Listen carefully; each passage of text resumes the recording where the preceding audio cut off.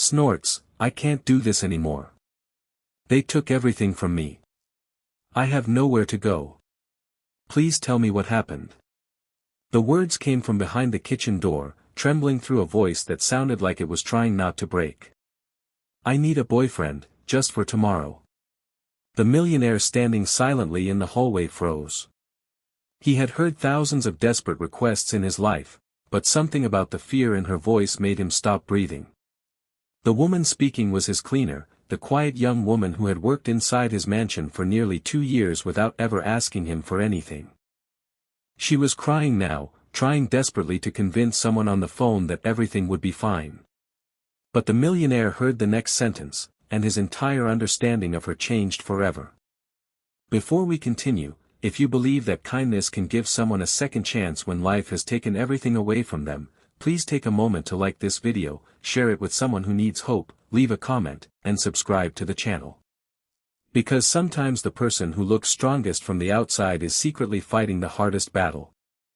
The millionaire's name was Nathaniel Brooks, a 58-year-old businessman who owned a successful chain of luxury hotels across the United States. His home sat on a quiet hillside outside Asheville, North Carolina, surrounded by tall trees, stone pathways, and gardens that looked beautiful even in winter. To the outside world, Nathaniel had everything a man could want. He had money, influence, a beautiful house, expensive cars, and a company worth hundreds of millions of dollars. But behind the gates of his mansion lived a man who had slowly forgotten what happiness felt like. 6 years earlier, his beloved wife, Rebecca, had died after a long illness, and since then Nathaniel had built walls around himself so high that even his closest employees could not reach him. He rarely laughed. He rarely attended social events. He ate most of his meals alone and spent long evenings staring through the enormous windows of his study, remembering a life that no longer existed. Then there was Clara Bennett, a 29-year-old cleaner who had quietly become part of the household without Nathaniel ever realizing how important she was. Clara had come to America from a difficult background and had learned early that sometimes meant swallowing your pain and continuing to work. She cleaned the mansion, prepared simple meals when the regular staff was unavailable, organized rooms, and always arrived before everyone else. She never complained. She never touched anything that did not belong to her.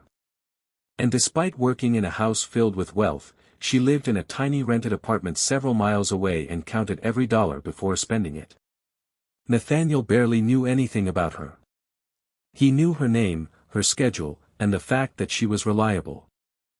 What he didn't know was that Clara had a 10-year-old younger brother named Joshua who lived with her after their parents died in a tragic highway accident. Clara had become both sister and guardian to him. Every morning before work, she packed Joshua's lunch, checked his school uniform, and reminded him that difficult circumstances did not determine the kind of person he would become. She worked 2 jobs because Joshua needed special tutoring after falling behind at school, and she had secretly been saving every spare dollar because she wanted to give him the future their parents never got to see. But now, everything was about to collapse. The phone call Nathaniel overheard was from Clara's Aunt Margaret, who had taken care of Joshua for one evening while Clara worked late. Clara's voice shook as she explained that Joshua had received an invitation to a prestigious school event the following afternoon, but the invitation required him to attend with a parent or guardian. The event was important because the school was selecting several students for a scholarship program, and Joshua's teacher believed he had an excellent chance. There was only one problem. Clara was scheduled to work, and more importantly, she had no husband or boyfriend who could attend beside her. Some of the parents had already started gossiping about her being a single young woman raising a child, and Clara was terrified that Joshua would feel embarrassed because of her circumstances. Then came the sentence that made Nathaniel stop outside the kitchen. I just need someone to pretend to be my boyfriend for one day. Clara wasn't trying to deceive anyone for money. She wasn't looking for romance. She wasn't trying to trap a wealthy man. She simply wanted Joshua to walk into that school feeling like he belonged. She wanted him to look around and see other families without feeling that his own family was somehow broken. As Clara wiped away her tears, she admitted that she had considered asking a coworker, but she was too embarrassed. She had even thought about paying someone online, but she couldn't afford it. Nathaniel stood in a hallway, completely silent. For the first time in years, he felt something other than grief. He felt compassion. The next morning, Clara arrived at the mansion expecting another ordinary day. She cleaned the breakfast room, polished the silverware, and began arranging flowers in the hallway.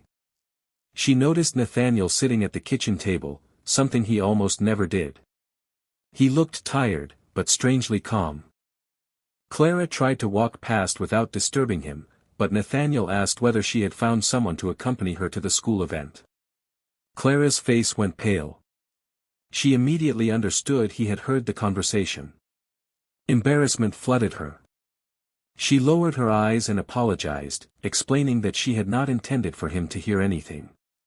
She told him that she understood how ridiculous it sounded and promised that the matter would never interfere with her work. Nathaniel surprised her by saying that she had nothing to apologize for. Then he offered to accompany her. Clara thought he was joking. But Nathaniel wasn't. He explained that he had spent years surrounded by people who wanted something from him. Clara was different. She had never once asked him for money, favors, or special treatment. She had simply worked hard and cared for her family. If pretending to be her boyfriend for one afternoon could help Joshua feel proud and confident, he was willing to do it. Clara hesitated for a long time before accepting. The following afternoon, Nathaniel arrived outside Clara's small apartment wearing a simple dark suit instead of his usual expensive formal clothes. When Joshua opened the door and saw him standing beside Clara, his eyes widened. He had heard stories about Nathaniel, but had never imagined that the quiet man from his sister's workplace would actually come with them. What happened next was something Nathaniel never expected. Joshua did not care about the mansion, the hotels, the expensive watch, or the black luxury car waiting outside. He simply wanted to know whether Nathaniel liked baseball, whether he knew how to make pancakes, and whether he would be willing to help with homework. Nathaniel found himself laughing at the boy's endless questions. It was the first genuine laugh that had escaped him in years. Clara noticed it. She looked at Nathaniel as though she had just witnessed something impossible. At the school event, Joshua stood proudly between Clara and Nathaniel. He introduced them with a smile, and for a few hours, Nathaniel forgot that the entire arrangement was supposed to be pretend. He watched Clara encourage Joshua, fix his collar, and remind him to believe in himself. He realized that she wasn't simply raising a child. She was protecting the last piece of family she had left. Then something unexpected happened. Joshua was called onto the stage and announced as one of the Clara covered her face and began crying. Nathaniel looked at her, and something inside him broke open. He remembered Rebecca. Years earlier, she had told him that wealth was meaningless if you never used it to make another person's life better. At the time, Nathaniel had smiled and kissed her forehead without understanding how deeply those words would stay with him. Now he finally understood. After the ceremony, Nathaniel quietly offered to help Joshua with his education. Clara immediately refused, believing he was offering charity. But Nathaniel told her he wasn't interested in giving her pity. He wanted to invest in a boy who deserved an opportunity and in a woman who had sacrificed nearly everything to give it to him. Clara eventually accepted, not because she wanted Nathaniel's money, but because she realized that accepting kindness did not make her weak. Over the following months, something beautiful began to happen. Nathaniel started visiting Joshua's school events. He began eating dinner with Clara and Joshua. He started laughing again. The mansion that had once felt like a museum of grief slowly became a home.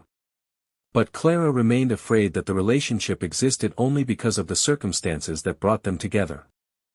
One evening, she finally told Nathaniel that didn't want him to feel obligated to stay in their lives. She reminded him that their original agreement had been for one day. Nathaniel looked at her and admitted that the one-day arrangement had changed him more than the previous 6 years of his life. He wasn't staying because he felt sorry for her. He was staying because somewhere along the way, Clara and Joshua had become his family, too. A year later, the mansion looked completely different. There were children's drawings on the refrigerator, books on the living room table, and laughter coming from the kitchen.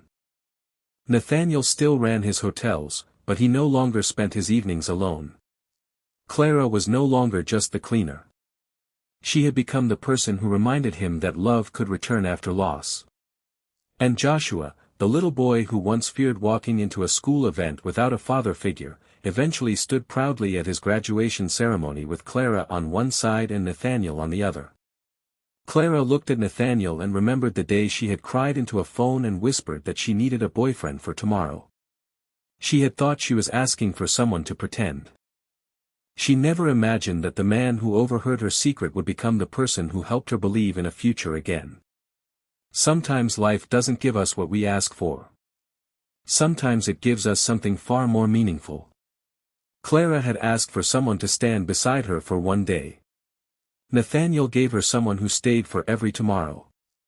If this story touched your heart, please like the video, share it with someone who believes in second chances, and subscribe to the channel. Your support helps us continue creating stories about kindness, hope, and the unexpected moments that can change a person's life. And before you go, comment "Kindness changes everything" if you believe that one act of kindness can completely change someone's future. Because sometimes the person standing quietly in front of you is not asking to be rescued. They are simply hoping that for once someone will choose to stand beside them.